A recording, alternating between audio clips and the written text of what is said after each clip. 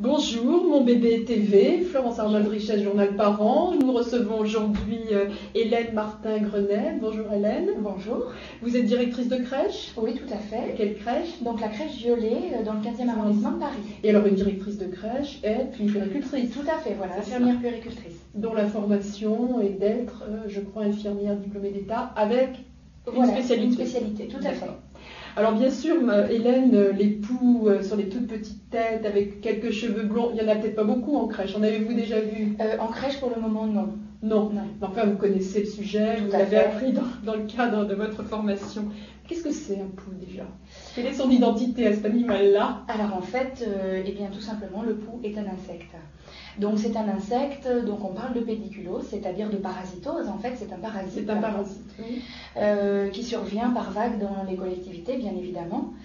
C'est un petit insecte qui est sans ailes, qui est grisâtre et qui a 3 paires de pattes terminées par des crochets qui lui s'accrochent. Voilà. S'accroche où? À la racine, tout à fait à la racine des cheveux. Oui. Et en fait, ces crochets lui permettent de s'agripper, mais aussi de manger. Parce qu'il faut savoir qu'il est hématophage, ça veut dire qu'il mange du sang. C'est pour ça que ça gratte. Ah, tout à fait. Donc voilà. Ça gratte très fort. Voilà, exactement. Et quel est le cycle de reproduction de cette bête-là? Parce que c'est bien le problème, en fait, ce sont les œufs, les lentes. Voilà, donc il faut savoir qu'un pou vit à peu près entre 6 à 8 semaines. Oui, tout à fait. Donc il va pondre des lentes. Et ces lentes vont éclore en 6 à 10 jours à peu près. Et donc elles deviennent adultes à peu près en 15 jours. Donc c'est un peu ça et ça se renouvelle. Donc les cheveux, on peut transmettre le pou pendant longtemps. Oui, en réalité. Tout à fait. Vous savez, les lentes dont nos grands-mères connaissaient bien, elles avaient l'habitude de passer les peines de regarder les poux dans les cheveux des enfants, c'était un lieu commun. Mais aujourd'hui, je trouve que c'est pas facile de reconnaître une lente. Comment on la reconnaît dans les cheveux d'un enfant, dans la chevelure? On a du mal parfois. En fait, les lentes, elles sont beaucoup plus petites que le pou, c'est-à-dire que le pou mâle fait à peu près 1 millimètre et la femelle 3 millimètres. C'est la femelle qui est ennuyeuse. Oui, tout à fait. Qui mange le sang. Voilà, tout à fait. Et les lentes, elles sont un tout petit peu plus petites, de 0,6 à 1 millimètre. Et elles sont un tout petit peu plus claires.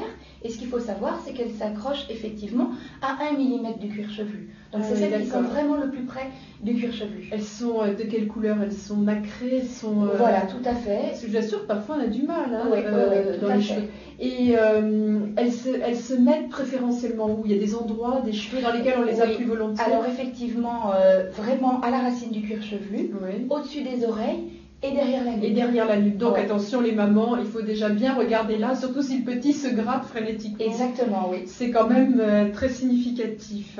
Comment il se propage en fait? Comment ça se fait que ça saute d'une tête sur l'autre? Eh bien en fait, c'est uniquement par contamination directe de une, c'est-à-dire de tête à tête. En fait, le pou ne nage pas, ne saute pas. Il ne vole pas, puisque je dis qu'il n'avait pas d'aile tout à l'heure. Et en fait, ça peut être aussi par contamination indirecte, c'est-à-dire par les vêtements. Les enfants s'échangent beaucoup les bonnets, les écharpes, et puis ça peut être par la literie, les vêtements, les peignes, etc. Parce que aussi, ce qu'on voit à la crèche, c'est les échanges de brosses et de jouets, les pluches, bien sûr. Alors, ils mettent aussi... Est-ce que par exemple, le fait de mettre son petit manteau sur la patère devant la classe maternelle peut aussi contaminer le col du vêtement? Voilà, c'est la proximité des vêtements avec les cols les uns à côté des autres qui font qu'effectivement le pou se propage de l'un à l'autre, bien sûr. C'est pas du tout par contre une question d'hygiène. Oui, on peut être parfaitement propre, être dans le 16e arrondissement, le 17e, etc. Et le 15e. Voilà, tout à fait. Quel que soit le degré d'hygiène de l'enfant, ça n'importe pas au pou. Dites-moi, quel est l'inconvénient pour la santé réellement d'avoir une tête pleine de poux? Est-ce qu'il y a un vrai inconvénient? Est-ce que ça transmet des maladies ou est-ce que... Alors le pou en lui-même, non, ne transmet pas de maladies.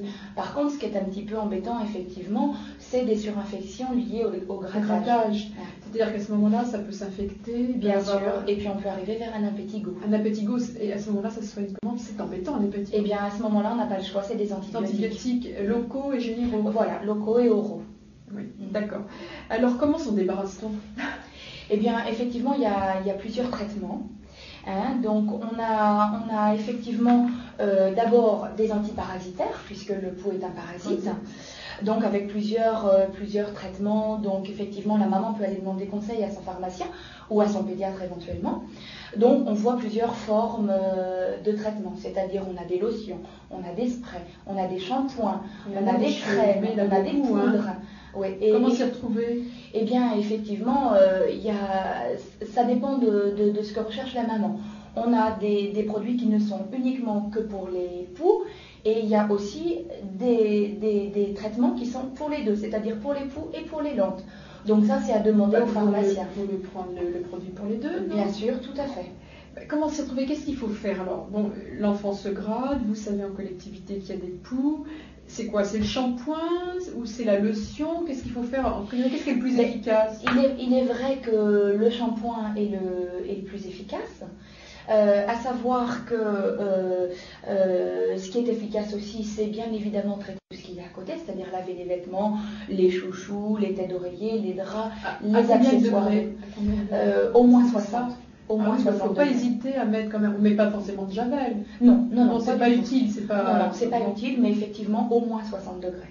Ouais. Qu'est-ce que vous conseillez de nettoyer dans ce cas-là? Il y a beaucoup de choses avec lesquelles évidemment les vêtements, mais aussi ce qui touche à la literie. Hein. Les têtes d'oreiller, les draps, ça c'est impératif. Et puis effectivement, faire tremper au moins à 70 degrés les brosses, les peignes, les chouchous. Et puis effectivement, la meilleure des préventions pour les petites filles notamment, c'est d'essayer avec l'accord des parents de raccourcir les cheveux ou bien de les attacher. On a plus de poux dans les nattes? Pour les petites filles qui ont les cheveux longs, oui, c'est vraiment Les cheveux frisés sont plus sujets à réceptionner et à conserver les poux? Non, pas forcément. On peut avoir les cheveux raides comme moi, blonds, etc. et avoir aucune. Mais il y a une chose on va reparler des traitements. Pourquoi c'est les enfants surtout qu'on est poux? Comment ça se fait? Eh bien, tout simplement parce que d'abord, ils ont plus de contact les uns avec les autres, hein, ils sont plus à proximité les uns des autres. Deuxièmement, c'est vrai que les lieux de collectivité sont le plus souvent surchauffés, hein, les crèches notamment, les écoles. Aiment la chaleur. Oui, tout à fait. Donc c'est vrai que effectivement, il fait plus chaud dans les collectivités. Et puis effectivement, parce que les enfants ne font pas attention et changent leur bonnet, leurs écharpes, donc effectivement, il y a un problème d'attention et d'échange de vêtements. Oui, parce que c'est curieux, on a l'impression pourtant la promiscuité existe de façon très importante partout. Bon, vous êtes une heure de pointe dans le métro. Bien sûr. Après tout, vous collez aussi votre tête contre la banquette, vous pourriez aussi attraper les poux, mais on attrapera Rarement, oui. Alors, il est dit que les poux n'aiment pas trop les colorations des cheveux des femmes. Ah bon? Alors, chaque malheur, quelque chose est bon, et elle dit malheur parce que les colorations ne sont pas toujours souhaitables, encore qu'elles soient de meilleure qualité aujourd'hui. Dites-moi, alors, on va revenir quand même au traitement, parce que ces produits antiparasitaires, ce sont des insecticides d'un certain côté. Voilà, tout à fait. Et je crois quand même qu'il y en a un certain nombre qui peuvent être assez difficiles, assez irritants, dangereux. Et qu'est-ce qu'on peut mettre sur la tête des enfants? Il faut qu'on apprenne peut-être aux gens, vous savez, à lire les étiquettes. Oui, tout à fait. Il y a certains produits, effectivement, qui sont interdits. Je dirais où il faut faire très attention, notamment chez l'enfant de moins de 6 mois ou voire jusqu'à 2 ans. Lesquels? Tout à fait. Eh bien, notamment le produit qu'on appelle le lindane, qui est actif, qui est un produit qui est actif sur les poux et sur les lentes. Mais ce produit-là est un petit peu en pourparlers, puisque il s'agirait qu'il y ait un passage transcutané éventuel. Ah oui, éventuel. En effet, voilà. Donc il peut provoquer effectivement, faire très attention parce qu'il peut provoquer effectivement des convulsions chez l'enfant, puisque ça passe la barrière. Donc pas de lindane. Voilà, c'est tout. Donc ça, il faut faire attention, même quand on va acheter, on précise toujours, c'est pour un enfant de tel âge. Le pharmacien est au courant, c'est vrai. Tout à fait. Et oui, mais parfois on peut acheter aussi en grande surface. Hein, personne vient vous conseiller. Donc effectivement, ce que je conseillerais aux mamans au jour d'aujourd'hui, c'est effectivement bien lire les étiquettes et bien voir à quel âge on peut utiliser ce produit pour l'enfant. Alors qu'est-ce qu'il y a par le lindane? Il y a d'autres molécules, d'autres produits par exemple. Tout à fait. Alors par exemple, le premier produit qui existe, c'est la pyrétrine. Donc en fait, c'est un produit qui provoque des décharges nerveuses et qui paralyse le pouls et qui ira jusqu'effectivement à sa mort. Donc ce produit-là, il faut le rincer Et ensuite, passer le peigne fin, voilà, pour éliminer les poux et les lampes qui seraient morts. D'accord, il y a encore une autre molécule. Oui, alors donc le malathion. Le malathion, oui. Bien sûr, tout à fait. Alors ça, c'est un poison du système nerveux pour le pouls et la lampe. Le malathion a une action très rapide et a surtout un effet longue durée. Donc ça, c'est un produit qui marche très bien. C'est important. On va reprendre le scénario de ce qui se passe. Alors voilà, le petit revient de l'école, c'est souvent l'école maternelle ou l'école primaire, oui. Il a des poux. Alors concrètement, on lui lave les cheveux avec un shampoing. On lui passe une lotion d'abord. Voilà, tout à fait. C'est pas pareil. Alors la lotion, effectivement, ou le shampoing, c'est pas la même chose. D'accord. Hein, donc ensuite. Mais on laisse. Et oui, il faut. Ça c'est marqué effectivement sur chaque mode d'emploi. C'est variable. Mais c'est variable. Effectivement, ça peut aller d'un temps de pause de 10 minutes à 20 minutes. Il faut respecter ce temps de pause. Hein, ça c'est important. Le temps de pause de la lotion voilà, au contact du cuir-chevelu. Sur le cuir-chevelu. D'accord. Ça c'est important. Ensuite, donc, on lui lave les cheveux. Voilà, il faut rincer. On rince d'abord. Il faut rincer et ensuite on peut laver les cheveux. Alors soit avec un shampoing aussi antiparasitaire ou bien avec un shampoing doux. Alors autrefois, mais pas qu'autrefois, je pense qu'il y a même des lotions dans le commerce qui comportent ceci, on rinçait avec de l'eau vinaigrée. Tout à fait. Pourquoi ? Eh bien parce que ça détache plus facilement, ça décolle et puis ça permet d'obtenir un cheveu lisse. Donc c'est beau, on a des beaux cheveux. Oui, tout à fait. On sent un peu cornichon. Moi. Voilà, tout à fait. Mais c'est vrai qu'effectivement ça permet d'avoir un cheveu lisse et de décoller plus facilement le. Est-ce que vous connaissez le dosage un peu parce qu'on va quand même pas mettre la bouteille de vinaigre. C'est du vinaigre blanc. Oui, d'accord. Oui, on met à peu près combien sur le je dirais. Oui, voilà, tout à fait. Pas plus, hein, effectivement. Non, faut pas faire après, ça risque d'être irritant. Hein. Quand on a des lésions de grattage, effectivement, ça risque d'être un peu irritant. Puis de couler dans les yeux. Donc, alors, on dit bien, on répète lotion, temps de pause, rinçage, shampoing, éventuellement antiparasitaire. Et moi, ce que je préconise, effectivement, c'est de réitérer le traitement 8 à 10 jours après pour une bonne efficacité. Pour une bonne efficacité, parce qu'il pourrait y avoir des langues qui se rester et qui, donc à ce moment-là, arrivent à maturité. Au bout de 15 jours, voilà. Au bout de 15 jours. Et alors, le problème, c'est auquel on est tous confrontés, on a tous été confrontés en tant que parents professionnels, c'est que souvent, on fait tout ce traitement, et même entre deux, on s'amuse même à faire tous les shampoings et du shampoing antiparasitaire, ce qui n'est pas une obligation. Et pourtant, les poux sont toujours là. Que faire ? Alors effectivement, sur certaines chevelures, il y a des traitements qui restent un peu inefficaces. Donc la résistance du parasite. Alors qu'est-ce qu'on fait ? On en met 2 au lieu d'un ? Oui, alors on peut effectivement associer des produits ou effectivement changer de traitement. C'est-à-dire que si un produit n'est pas actif sur ce type de chevelure, et bien effectivement ne pas hésiter à prendre un autre produit.